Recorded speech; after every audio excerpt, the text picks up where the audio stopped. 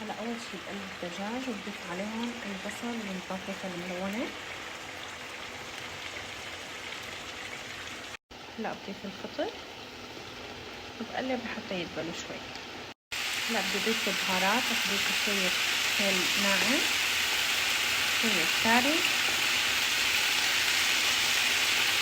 رح اضيف ظرف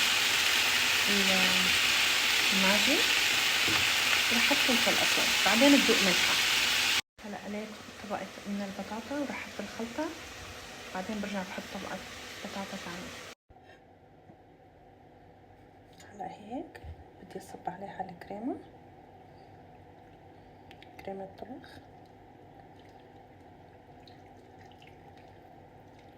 بالشكل.